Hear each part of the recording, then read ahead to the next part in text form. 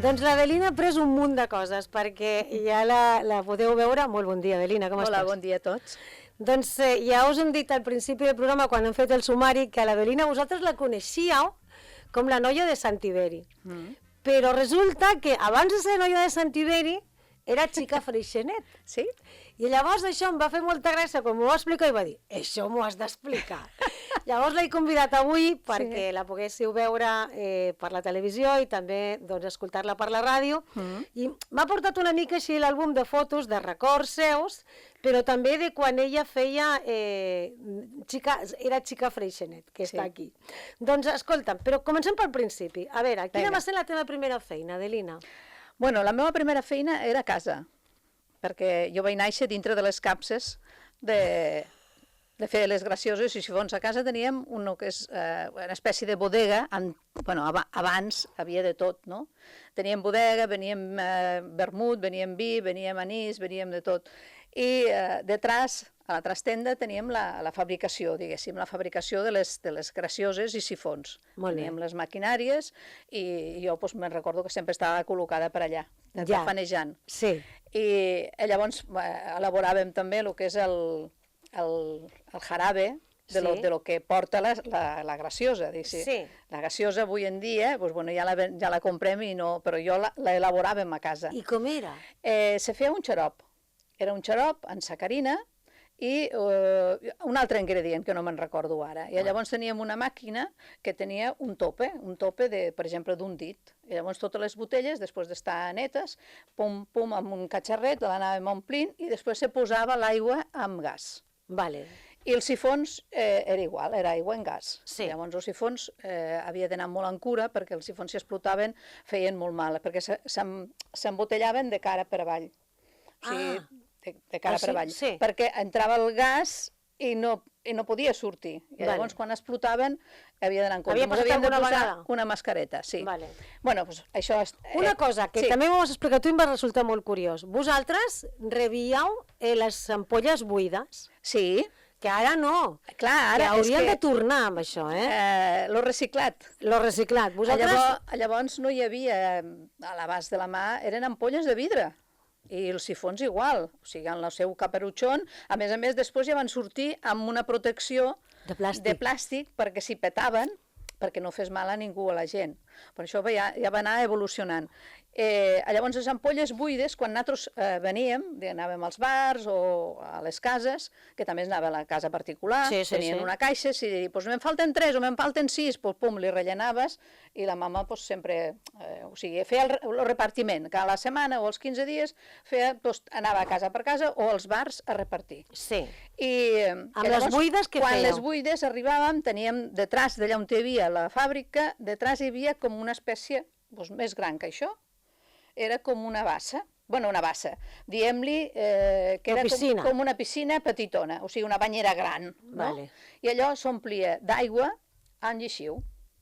I llavors se posaven allí, jo me'n recordo, pum, pum, anàvem traient les botelles, pum, pum, les fèiem que omplissin d'aigua, i llavors amb un raspall, sí, de biberón, d'aquells de biberón. Però més gran, perquè entrés bé, però llavors rentessin per dintre tot el que és d'allò. Cada una de les ampolles. Cada una de les ampolles. I jo me'n recordo que moltes vegades a l'estiu, que feia una calor, i ma mare quan me veia, me renyava. Te posaves a dins? Sí, perquè em posava a dins. L'aigua i la llegiu és igual. No, això no es fa, bueno. I llavors ja me tenies allí amb els braços i anar rentant les ampolles. Llavors les aclaríem, i les posaven de cap per avall perquè escorressin bé i en les seves respectives. Eren caixes de fusta. Caixes de fusta. Llavors passava un altre apartat i allí posàvem el xaropet, el xarop per a cada botella. I d'allí automàticament ja s'envasava el que és l'aigua en gas i es tapaven amb... Sí, amb un tap d'allò hermètic, no? No, l'hermètic no, era un tap que feia clac. Aquell de goma de la casera, de tota la vida. Exactament. Això es posava, molt bé. Que no em sortia, no sé com se diu. Sí, és igual. I, bueno, envasàvem les d'allò. I jo me'n recordo que els fins de festa, els dissabtes, nosaltres no teníem festa, o sigui, s'envasava aquella nit per tindre-ho preparat pel dia següent. I recordo que el papa feia una elaboració dels suaus, que ara és quasi Coca-Cola, no? Sí, quasi, per no dir. Els suaus, i després feia un derivat de fruites, de fresa, de vainilla i de xocolata. I això era en petitó. I llavors sí que s'envasaven en taps d'estos que catacrac quedaven hermètics. Hermètics, sí. Però aquests no. I llavors, les festes eren sonades, les festes allí, la Fira de Móra, la Nova, sempre ha tingut renom. Sí. M'entens? I quan venien tots els del poblet al costat, a més hi havia el cine, que llavors era la Sara Montiel, hi havia unes coes, unes coles impressionantes. Sí. I nosaltres havíem de treballar. I jo em recordo que jo, tafanera, sempre estava allí donant el d'allò, la mama sempre me feia treballar. Tu, detrás del mostrador, tu, si ve algú, me crides, tu, que no sé què. I això quants anys tenies, més o menys? Doncs jo recordo, perquè jo vaig néixer allà, a la fàbrica, i devia tindre jo 8, 9, 10 anys. Ja en la comunió jo vaig sortir d'allà, de la fàbrica. O sigui, a la meva comunió jo em vaig vestir allà, a casa, però vam sortir tot el seguiment perquè jo la vaig fer sola, la comunió. No amb els demés? No, perquè amb els demés era un dia que era... Que no podia? Sí, o Corpus Christi, o la setmana abans de Corpus Christi, que era molt senyalat, i s'havia de treballar. I llavors vam acordar amb el capellà de fer-ho a banda. I a tu et va agradar o no? A mi no, a mi m'agradava, estava amb tot lo follón. I després, el dia de Corpus, llavors sí que vaig disfrutar, que a les fotos aquí anava jo amb el vestit anant d'on toms per allà. Sí. A més a més, és una anècdota, perquè la meva germana s'havia de casar a l'any següent. Però com que tot s'aprofitava, no com ara, doncs van comprar el vel i la corona i la vaig estrenar jo. La de ta germana de la boda. I ho vas estrenar tu a la comunió. A la comunió. Ole. Mira, tenia un pet, ma germana, tenia un pet que no li agradava gaire. Sempre treballant. Arribàvem a casa, treballant. Jo dia, però jolín, no me deixeu ni fer les fotos, no? Però bueno, que era la corona d'ella. Això sí que és una anècdota, sí senyora. I no et vas quedar amb el negoci? O sigui, no vas seguir amb el negoci? No, no vaig seguir amb el negoci. A veure, jo el negoci el vaig tirar endavant. Quan jo vaig començar a estudiar, jo portava tot el que és la comptabilitat del negoci. I llavors la meva germana, amb el que es va casar, el meu cunyat, la mama ho va portar fins que no va poder més. Quan va néixer el tercer fill, que va tindre un problema de salut, perquè era molt petitó i la vàlvula de piloro no li tancava. Al no tancar, tot el que menjava vomitava. I li van donar l'extremorció i tot, i quasi que no compta. Però jo ja sortia amb el meu home, amb el meu marit, el Josep, i quan vam arribar a casa, jo a la mama li dia, per què aguantes això? Això no pot ser, si aquí el metge no t'ha donat solució. Hem d'anar fora, ràpid fora. I quasi en la vida de la mort vam agafar amb el cotxe, un mini que tenia ell, i jo el xiquet als braços, la meva germana i el meu cunyat, i cap a Barcelona. Quan vam entrar a Barcelona, detrás d'una ambulància, cap al Sagrat Cor, i vam entrar volant, perquè quan van dir que era vida o mort, ens van acompanyar fins allà. Però llavors el negoci el portaves tu ja? Des de llavors el portava la meva mare, o sigui, el negoci era de la mama, perquè el meu pare era de lletres, m'entens? I clar, jo l'ajudava molt amb ella. Però què va passar? Que a raïs del naixement i del problema que va tindre la meva germana amb l'últim fill, va parlar amb ells i els va dir, mira, vosaltres se cuideu del negoci i jo me quedo aquí i em cuidaré del nen. I portaré el nen endavant. Llavors, a partir d'allí, el meu cunyat se va fer càrrec del negoci. I llavors tu com vas acabar? Bueno, jo vaig acabar perquè la meva mare va tindre un problema de salut també i jo me vaig arremangar i jo me posava, o sigui, quan sortia de col·legi, quan jo m'aixecava al dematí, el primer que feia era obrir la botiga. La botiga tenia unes portes, 3 portalades grosses, que jo no podia amb elles, però les agafava així i me les posava damunt del peu. I amb el peu anava entrant les d'allò cap dintre. Perquè el meu cunyat, clar, jo no li podia dir res. Ell pujava a l'hora que li sonava. I un dia, quan me va veure que quasi me faig mal amb el peu, la meva mare li va dir, tu, a les 9 has d'obrir la botiga. I llavors jo marxava, ell mos cruzàvem. I t'anaves al col·le? Me n'anava al col·le i quan sortia del col·le o a la tarda, llavors jo me feia càrrec de la botiga. Deixa'm que et pregunti una cosa. Tu cobraves un sou per això? No. No, això és aviso a navegants. Aviso a navegants. No cobraves un sou. Tenies vacances? Res. Les festes del poble. Quan vas començar a cobrar un sou? quan vaig començar a cobrar, doncs bueno, jo em vaig donar, o sigui, jo analitzava, i estava allí a les tardes a la botiga escoltant la ràdio, aquesta també és una anècdota, i me'n recordo que era l'Helena Francis. Sí. No veas la tela de tires que tinc. Bueno, pues resulta que aquella dona me va anar obrint molt la ment. Bueno, I això que era bastant conservadora, l'Helena Francis? Sí, era conservadora, però bueno... De tant en tant tu vas agafant coses que t'interessaven. I llavors jo vaig veure que allò no era per mi. I clar, va vindre el meu germà, que s'havia de fer càrrec del negoci, però va conèixer amb un dels fills dels directius de Freixenet i li va dir a la meva mare, mira, m'han agafat per fer una prova. I llavors aniré a fer la prova, diu, però després, als 2 o 3 mesos, vindré i llavors farem un crèdit, remodelarem la d'allò, diu, però, claro, hi haurà un problema, perquè s'ha de manar el cunyat, i el cunyat no volia estar manat. Entre la família. La família, problemes. Però bueno, ton germà va entrar a Freixenet? Exacte, el meu germà va entrar a Freixenet. Al mes el van fer fixe. I clar, va vindre a casa i li va dir, mira, mama, passa això. La mama no era tonta i va dir, pues fill meu, el que et convingui.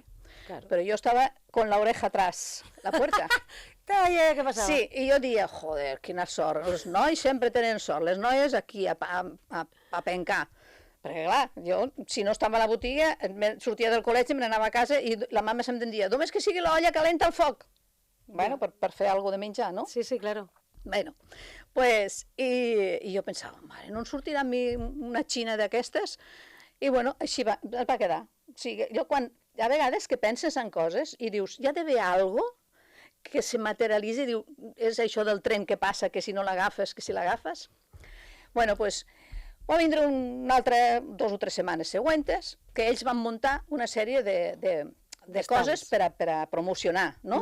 El cava i que la gent ja el coneixia, però bueno, a part de lo que és la publicitat que es feia a la televisió, ells volien fer promocions perquè el receptor, o sigui, el que tenia la botiga, o el colmado, o un bar, o el que sigui, que tinguessin al·licient per vendre aquell producte. Bueno, doncs llavors jo estava pegant-ho i diu, clar, ho han muntat amb el nebot, i jo i un altre, diu, però clar, ara hem de buscar unes noies per a fer aquesta promoció dintre de les botigues. Sí, el que es feia abans. Exactament. Es feia moltíssim. I inclús vaig vindre aquí a Hospitalet a fer la promoció. A casa del Manel. Mira, que el colmado que tenia el Manel. Maquíssim, maquíssim. Sí. Llavors, tu vas dir que podies fer això? Sí, llavors jo estava en l'oreja pegada. I clar, llavors el meu germà me va cridar i em va parlar, i em va dir, mira, estem muntant això, a tu què et sembla? Si vinguessis mos ajudaries, si no t'agrada després, doncs, bueno, sempre pots tornar a casa, no? I jo de seguida li vaig dir que sí, jo la primera. Clar, tenia 18 anys. I clar, diu, ara el problema està en parlar amb la mama, que et doni permís la mama. Dic, bueno, doncs vale, però com que era el seu nen, que el nen era l'ojito derecho, doncs la va convèncer i allí me tens a mi cap a Barcelona. Aquella experiència, com va ser? És que tenim, perquè si no ens quedarem sense temps. Sí, tenim per més dies. Tenim la segona etapa. Bueno, l'experiència aquella va ser una mica d'orilla. Sí? D'orilla per què? Perquè no hi havia medis de locomoció. Jo no sabia conduir, no tenia cotxe. És veritat. Havia d'agafar el tren a Móra la Nova. A Móra la Nova, que és d'allà on soc jo, nascuda, doncs els trens passaven per anar a Barcelona a les 5 o les 6 de la matinada. Clar, jo m'havia de llevar molt d'hora, encara era de nit, passar per detrás d'on vivíem nosaltres, que era per a estudiar camí. Era un camí de terra i pujaves dalt de tot a l'estació. Hi havia molts dies, els primers dies m'acompanyava ma mare amb la llengua fora, pobreta, i li deia, mama, és que no puc perdre temps, que si no, no para rato, i bueno, marxava. Quan pujaves al tren, que aquest tren l'he vist al Museu de Móra, sí, remodelamos, pues resulta que, clar, venien de la part, me sembla que era, que venien tota la nit, i allí venien en lliteres, dormint. Clar, estaven tot tancat, amb les cortinetes posades, i jo no osava obrir cap porta. Jo me la passava, els primers dies me la passava, el que no sé si durava 2 hores en aquell moment. De peu al passeig, al passadís, agafada amb una barana que hi havia d'una finestra, fins que el pobre revisor ja em va conèixer i em va dir, jo te busco sitio. Pues gràcies. Sí, I ell, quan arribava, m'hauria... Mira, aquí tienes sitio. I clar, jo li dia, però és que no em puc adormir, que tu tranquil·la que jo t'aviso. I llavors ell m'avisava de que arribàvem a Barcelona. A Barcelona s'arribava sobre les 8 o abans de les... Bueno, sobre les 8. Clar, els viatjants no es posaven a treballar si no eren a partir de les 9. I allí metents a l'estació de França esperant una hora i pico que em vinguessin a buscar. Allò es va fer eterno. Però bueno, com que allò era la il·lusió i me feia tanta gràcia a mi... Te'n recordes quan vas cobrar? Vaig cobrar bastant. Sí, és que m'ho vas dir quan sí, vam parlar tu i jo. Ai, no me'n recordo, però vaig cobrar bastant, perquè jo al·lucinava. Perquè, clar, dietes pagades. O sigui, jo el que estava, si dormia a l'hostel i amb el menjar, això m'ho pagava tota l'empresa, menys la primera setmana que vaig tenir que desembolsar jo els diners. Però a partir de llavors, jo cada setmana anava el dissabte a l'oficina, me pagaven el que jo portava de la setmana anterior, i llavors amb aquests diners ja anava jugant. M'entens? Mireu, com no tenim temps per seguir parlant, sí que és veritat que deixarem el segon capítol. Sí, home, sí, Adelina, perquè és molt curiós. Sí. És molt curiós, a més, estic seguríssima que hi ha gent que t'escolta ara o que t'està veient i que se sent molt identificat perquè potser li va passar quelcom similar. Li passava que al principi tens por, no coneixes res, no ha sortit en la teva vida de mora. Jo, per mi, tot allò era nou. Nou, totalment. A més, ja veus tu, una noia jove, més o menys... Rosa... anaves una mica... Tipazo... Sí. Clar, anaves una mica així a veure què passa. Claro. Bueno, doncs tot això de veure què passa ens ho explicaràs al següent capítol. Al següent capítol, mare. Si no et sembla, si no et sap greu. Sí, no res. Doncs... El que pugui aportar, això són les vivències meves. Llavors, avui en dia veig coses que passen i jo també he passat sustos d'aquestos. El que li passa moltes vegades a aquestes noies, jo me recordo que el meu germà diu baixa a Reus, que així vindràs amb mi i jo et portaré a Barcelona, quan va veure que era el tram llarg. I encara va ser pitjor, perquè jo de pujar amb Mora ja estava, el vigilant o el...